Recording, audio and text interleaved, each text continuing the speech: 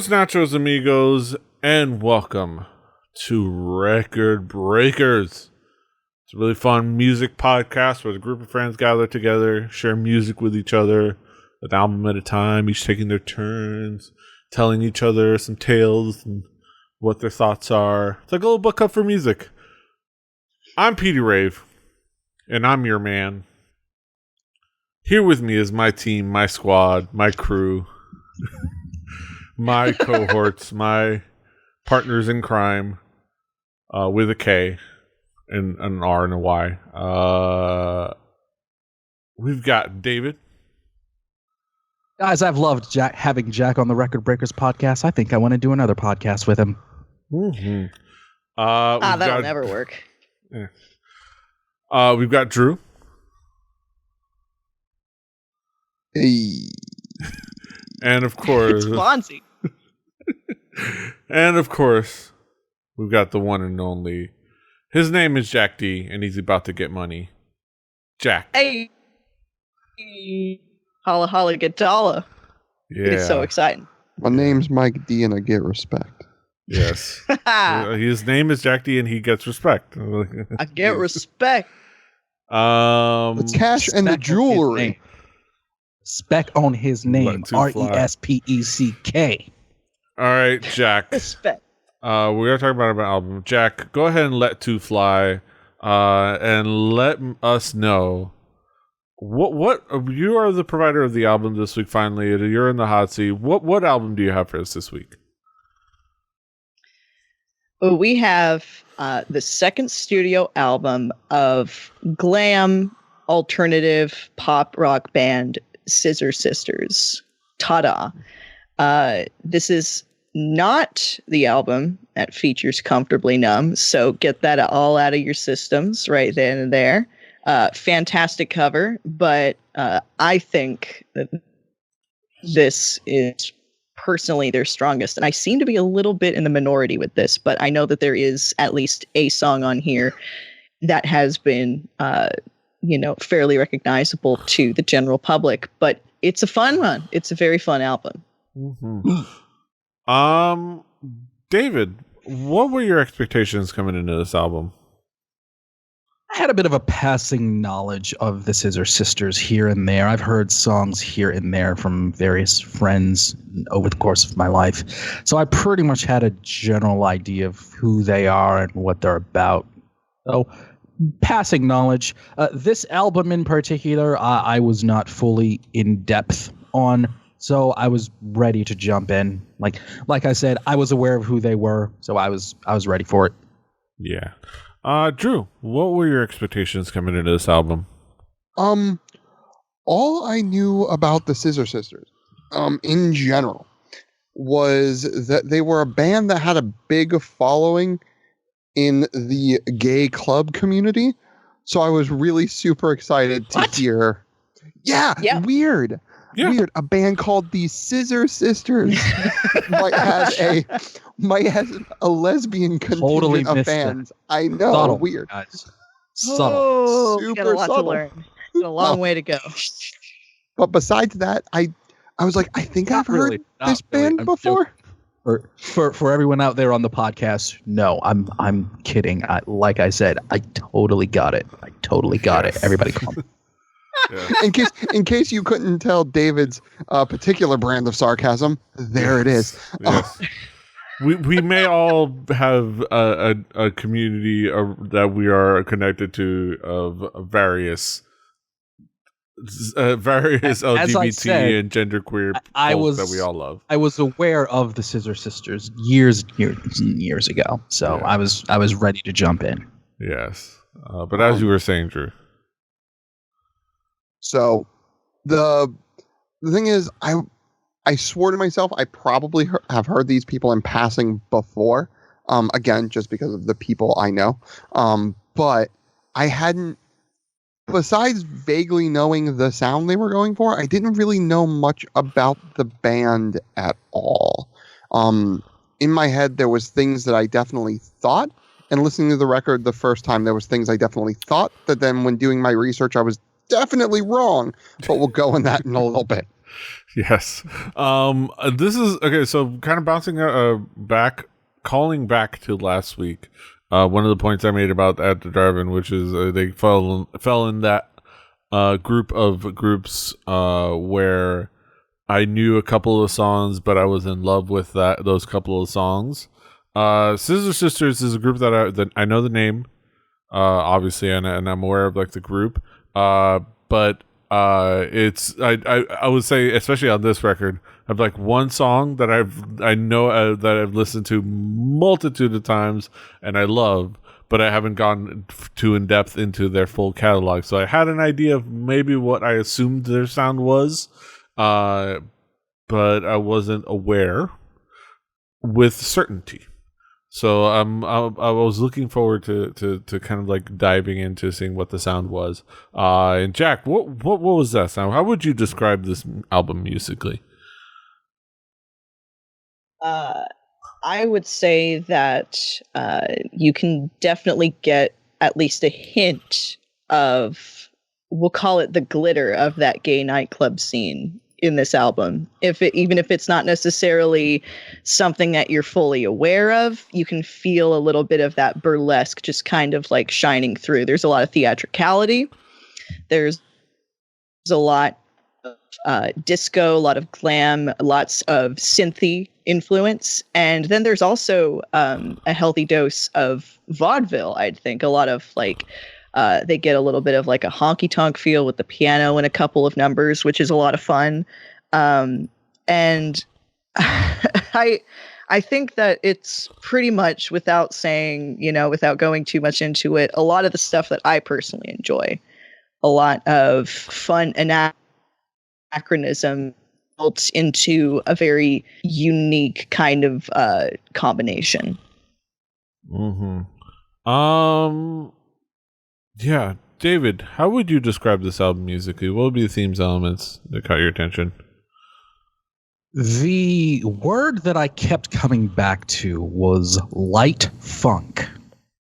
It definitely had some funk and disco elements, but it was not raw.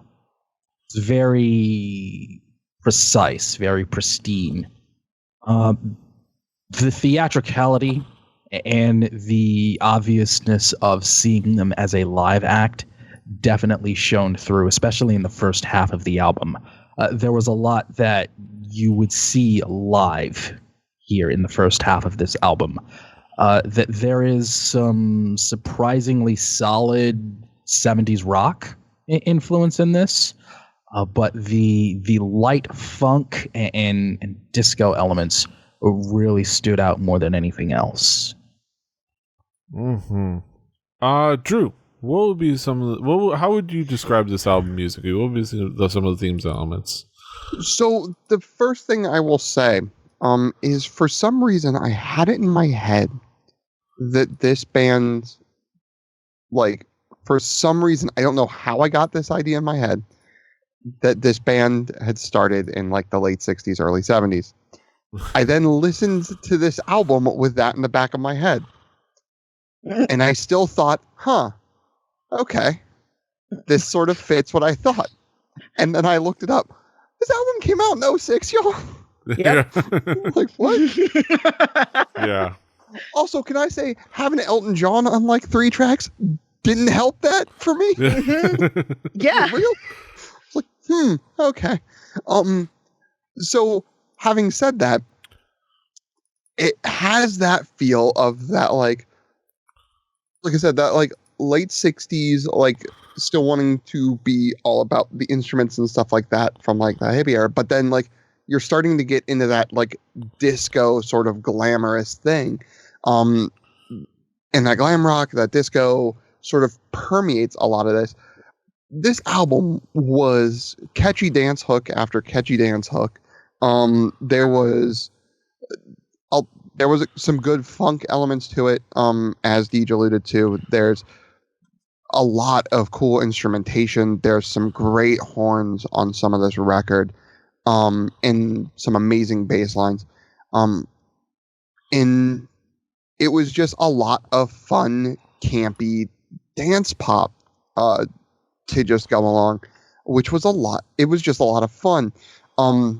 There's going to be no breaking down on this record of intricate jazz chords or weird time signatures or anything like that. This is a polished ass, well produced, well thought out, have a good time, get out of your seat and groove around dance record. And I'm pretty sure I'm okay with that. I'm not sure I am. I'm not sure I am. I need a few polyrhythms and a few time changes. It's got to be mathy all the time. Yes. Not all the time, just most of the time. Get out that Excel spreadsheet. Yeah. If I'm not going from 4/4 to 6/4 to 2/8, I'm not living. I live like I'm dying. I actually understood that. Yeah, I think this overall this album is a very, very fun album, very danceable. It kind of like, it very much is this more 70s, and I'll talk about how I thought it was going to be more disco-y than it was, just because there's the one track, and we'll get into some of the key tracks in a moment, but and it ended up being more 70s funk, like light funk, rock and roll-ish, and pretty much, and there's a reason why Elton John shows up, is because very much influenced by Elton John, like in all of its different types of Elton John songs. Guys, let me throw this group at you, because this was the group that kept coming into my head listening to this album. The Bee Gees are a big influence. Yeah. That's what I was hearing all over this album. The Bee Gees. Yeah. Yeah, and I think that works well, and yeah, it's a very fun album on that regard. And like I said, it's apropos, the cameo, and it's apropos the sound. But let's get into some of the key tracks. And I'll probably, at least when I get back around to me, I'll mention that song. That's called the tease. Jack D, what would be some of the key tracks for you? Well, we've most certainly got to talk about the glitter-studded seraphim in the room. So let's talk about Elton John's contribution, which you don't have to go far for. It's the opening, the first track. I Don't Feel Like Dancing. I wish this song was everywhere. I mean, I probably don't, because if I did, then, I would get sick of it, because people would just not get it. I guess I'm just going to be that horrible. But no, it's so much dang fun. And then you actually get into what they're singing and go, oh, wait, no, they're miserable on a Friday night. So you can love the song and relate to it all at the same time. And so it's like a self-defeating prophecy. Like, you listen to this when you're alone on a Friday night and then you feel okay. I'm not sure. But that has, a lot of fun juxtaposition to it. And then also Elton John also did the piano for Intermission, and folks who have listened back to other guest appearances from me know that I love me some intermissions in albums. I think that they are welcome, always well attributed, and the lyrics, the absolute goddamn bonkers phraseology and imagery that comes forth through Intermission is really great to pore over as you're listening to this kind of loopy, dippy string quartet beneath it. It's a lot of fun. Again, and I think something to just permeate underneath is just, these are all lots and lots of fun. Also, one of the, I think this is the breakout hit. It topped, it's 64 on the UK charts. I Can't Decide, which in and of itself is a very, very fun song. And that is the one that I had heard around, along with I Don't Feel Like Dancing, before delving into this album. And it definitely is strong, and I would say it's certainly up there for one of the best ones. But I'd also like to say that some of the more disco-y stuff like Ooh and Kiss You Off and Paul McCartney are a little less recognized, a little bit, since they're later on in the album, they're not as, I guess, knockout as in your face as, a number of these, it just leads off with She's My Man and I Can't Decide. And then those almost feel like afterthoughts, but everything here feels very, very strong coming. Mm-hmm. David, what would be some of the key tracks for you? I know that I really enjoyed an entire album when I have 5 different tracks that I want to mention. She's the Man. She's My Man. That one was fun. This was the first track where I really noticed that all of the lyrics being written here are really clever and really, really smart and really well done. Lights. Lights was the song that really kind of triggered the thought that there's a lot of Bee Gees on this album. And again, I meant that as a compliment, and I wrote just funky enough. That is what I wrote about a lot of this album, where it was just funky enough. Ironically, Land of a Thousand Words was, and I wrote, this was the Elton John song I was waiting for. It's not a song appeared on, but this is definitely an Elton John song. Yeah. It does not disappoint. Paul McCartney. I absolutely loved the chorus and the hook on Paul McCartney. And I feel like it transitioned into a great, great bridge, too. Felt like there could have been something a little there afterwards, maybe a guitar solo or something. And also, Ooh. I wrote down that this feels almost like a Jamiroquai song. So I really, really dug it because I love Jamiroquai. It was almost as cool and as funky and as driving as a Jamiroquai song, but not quite. But I really dug it. And also, Might Tell You Tonight. Might Tell You Tonight was a song that would cement the end of a great indie movie. Like this is the movie that is like really popular at Sundance, and this is the song that plays like in the third Directed act. by Zach Braff. Right. Man, Petey Rave, you nailed it. Might Tell You Tonight as well. I said like 5 tracks, but really the entire album was really enjoyable. Mm-hmm. Drew, what would be some of the key tracks for you? I don't feel like dancing. I'm sorry to hear that.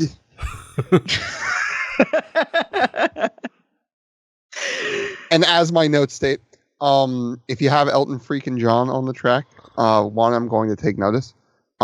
Yes, the lyrics in the song are a little bit sad, but like one of my favorite bands, Real Big Fish, sometimes the saddest lyrics also get me on the dance floor the quickest. I can't decide. This was the song that like I was like, oh, I have heard a Scissor Sisters song before. Yes, I'm a Doctor Who fan. Get off me. Is that what it's from? Yeah, it's they used I Can't Decide from Last of the Time Lords. Okay. Which was the one that begat the like it was the first in like the 3-story arc of the Master the first time that ended with the drums. I understand all those words separately, but not in that order. Yes.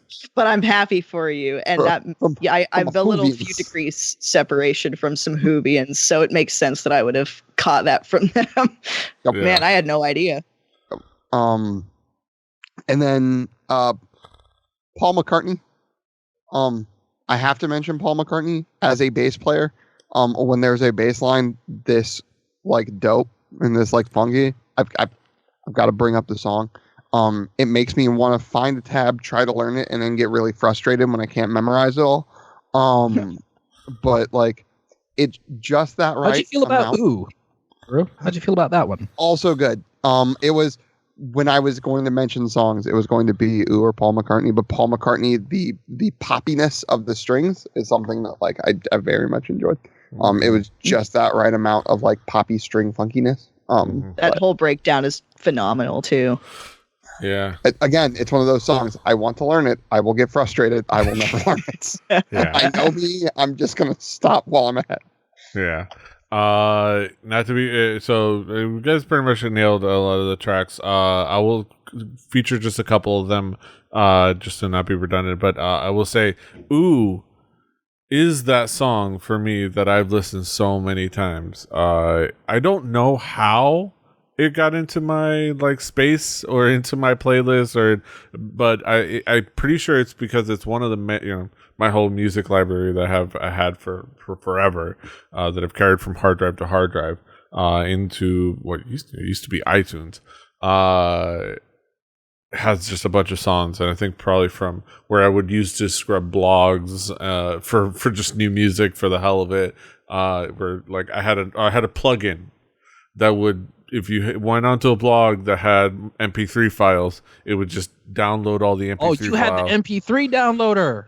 Yeah, it was. I think it Yeah. was something like that, and I would use. I think one of the websites was Gorilla versus Bear, which is a great. And they would just put new music, and that was awesome. Somewhere, either that or a South by dump, or no, not South by because it would have been too late, or something. I had Ooh, and it was a song that I would listen to, and every time it would just get me going. It was a fantastic track, and it is just so much fun to listen to. It's so funky, such a great like classic.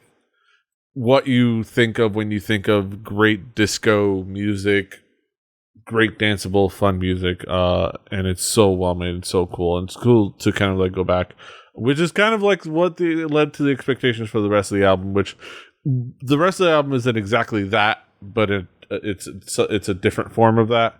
But I'm going to feature another one. It's She's My Man, because that's fantastic, and I also love fucking with people's fucking with people's expectations of pronouns.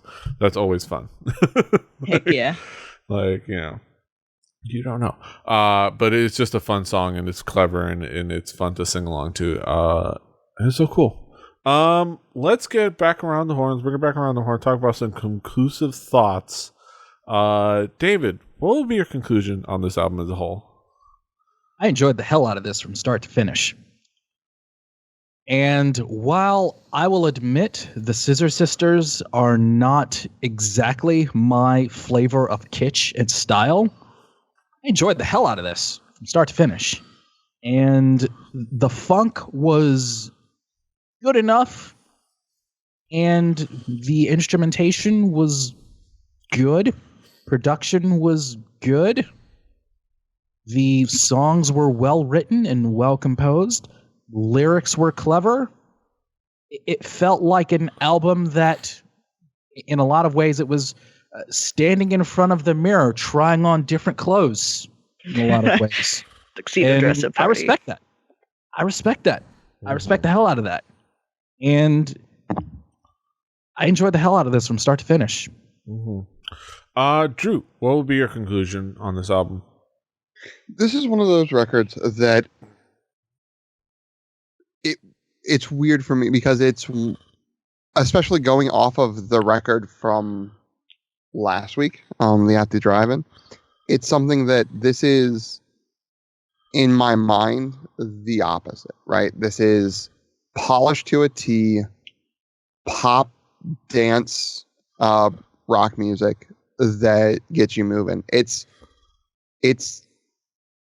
in my haiku, I even say it's popcorn music. It is something that you can eat and it feels good and it's fun, and it might not like 100% stick with you afterwards, but damn it, you enjoyed your time with it.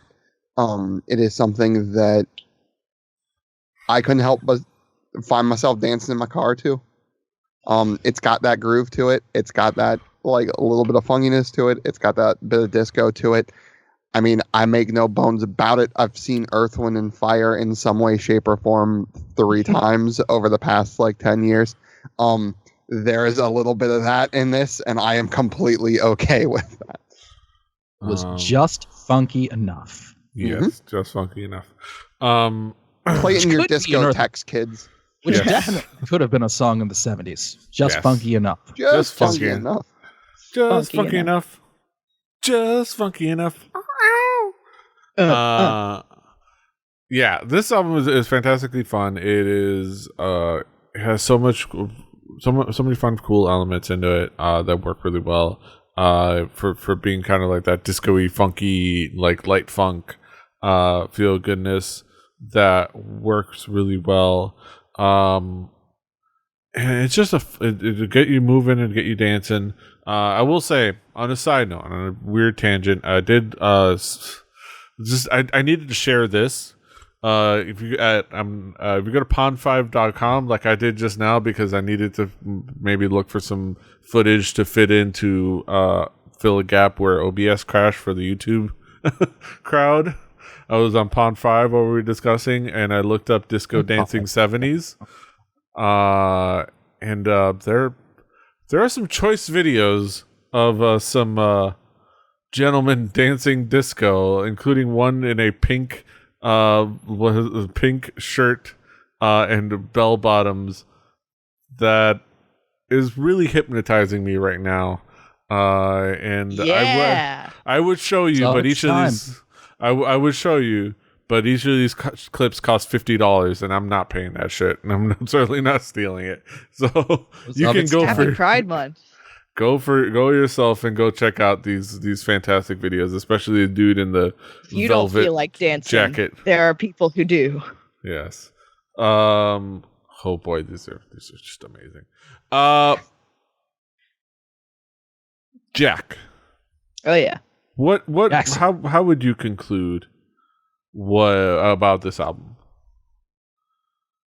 I think if I ever want to get somebody to have an idea of what's going on in my head, I just that's what I would do, is I would just physically hand them, obviously not my well-loved and well-respected copy, but I would tell them to listen to this and such, because it is so full of the kind of like enthusiasm and energy and that unapologetic I am here-ness that I just really, really love to embody. And I love it in my music. I love it in all kinds of bits and bobs of my life. And I think that this is just a damn good thing to share with people and to kind of get them maybe a little bit closer to my level. I shouldn't really put it in that phrase, but that's the best way I could think of putting it. Let me just say one more time, I enjoyed the hell out of this album from start to finish. It seems like everyone had a really great time, and I gotta say, I'm always happy to share this band in all of their goodness. Their eponymous album, Scissor Sisters, was it was really tied for a good while there, figuring out which one I wanted to share, but both very good, very fun, and I'm just so glad that this turned out well. Mm-hmm. We're a little distracted by dancing white dudes. Focus, Petey, focus. We got to wrap up the show. We got to wrap. Bring it back home. Your album is All next, the time, Petey. just a minute. Wrap it up, B. Yes. Wrap it up. Now we get to the main event of the evening. Our haiku reviews. Totally seamlessly into the episode. Not after the fact. Definitely not. Let's get down to the nitty gritty. Hey, brother. David, what is your haiku? Some clever lyrics. Kitschy, cabaret, funk pop. I have no real gripes. Mm-hmm. Drew, what is your haiku? Kept my feet moving. I can say I got the groove. Pure popcorn music. Mm-hmm. My haiku. Sophomore effort from Elton's Adopted Children. You'll feel like dancing. And Jack, finally, what is your haiku? If you're going to have a gay adopted dad, I think Elton John is the best one. Yeah. Indeed. Indeed. Ian McKellen, don't at me. That's a good one. Okay, That's a good one. Play that funky synth. Disco fever, cowboy syndrome, baby. Yes. Went a little avant-garde with that one. Yes. So Ain't nothing talented. wrong with that. So talented. Ain't nothing wrong with that. Coming for the crown Everybody subscribe to Grappalicious. of yeah. Kaz who you're gonna Yeah, just coming for Kaz's crown for the poet laureate of record breakers. But that being said, all right. So of course that concludes our thoughts on Scissor Sisters. Ta-da! Check it out on our Spotify playlist. Play Record Breakers, the home game. Do your due diligence and your due diligence on that Spotify playlist. Focus, Petey. Come on. Playlist is the Spotify focused on just Stevie Ray Vaughan and Steve Vai records. Yeah, playlist. Yeah, there you go. On that playlist will be next week's record. Keep an eye out for who might be the guest, but you might just find out when the episode airs because I don't do social media. But I can tell you the album because it's my pick. Like we do with every start of the cycle. We're going back to Korean indie music. We're going to revisit a group that we talked about on this show before, but theoretically half of the attending group will have not experienced because I think only Drew and I have talked about it. We're going to be talking about the really cool Korean indie band Life and Time. And the album is Land. No, not Land. We talked about Land last time. Age. Talk about the band Life and Time, the album Age. So that'll be on the Spotify playlist. Go check it out. Do your homework. But yeah, that's it. Jack, before we bid you adieu, where can people find you on the internet? Where can people hook up with you? Well, if you want to hear very loud, very definite opinions about animation, nerd stuff, and the like, all that can be found at Jack D. Tyler D, which you are seeing right in front of your face right now. I also am a little bit of an artist, and I've got props this time. That's right, I came prepared. It's blurry because And Skype. it's out. I wrote a comic. It's censored too because it's dirty. All other glorious kinds of stuff. Skype is doing the background thing, and it's out of focus. No, it's doing the. I'm getting Mike Wazowski'd by my own stuff. No, I can't believe it. I wrote a comic book. No. The real answer is it's too not safe for work, and the Skype is censoring it. That's true. Too lewd. And It's too lewd. you can go ahead and just contact me at Jack D. Tyler D on Twitter or Duck Behind the Wheel on Instagram if you'd like to procure yourself a copy. Take a look at what else I've got going on. I'm currently open for commissions, and I've got a couple of these suckers hanging around, and it's a pretty dang good comic if I gotta say so myself. So see what I got going on. Yeah. Also, if you want to help out Jack in another way, you can buy him a cup of coffee. Oh yeah, that's right. Code-fee.com. Everybody knows that website. Ko-fi.com /HeJack. So go check that out. HeJack. I'm going to have It's that like in the He-Man, show. but it HeJack. Yeah. You also have to agree for potentially not safe for work content. So I don't know why I picked that. I'm like the most English person when it comes to sensibilities. yes. It can be a little Just in randy. case. It get a little randy. Little Look, randy. we like Mothman on my page. I will say that first and foremost. We like Mothman and Bigfoot and all that kind of stuff. So, And gotta Duck, kind of- Cryptids. you're a fan of DuckTales. Yeah. Follow Jack on all the socials. Yes. All right. Let's bring it back home. You can find us all over the internet. David is at Call Me DJM. Drew is at X. Jack is at Jack D. Tyler D. Like I mentioned. I'm at PD Rave. The show's at 4 Record Breakers. That's 4 Record Breakers. That's the number 4 Record Breakers. RecordBreakersPodcast.com. RecordBreakersPodcast@gmail.com is the email. Rebelli.net for listening to other shows. Rebelli TV on YouTube. Find us on Apple Podcasts, Google Podcasts, everywhere you find podcasts, on Spotify. Like I said, SoundCloud. Like I said last week, SoundCloud is up there. I should have it all, or at least most of it organized and properly labeled and stuff. So go check it out on SoundCloud if that's your preference. But yeah, everywhere, subscribe, like, share, do all the things. Until next time, hasta los huevos. All you need's just a fist of tasty money.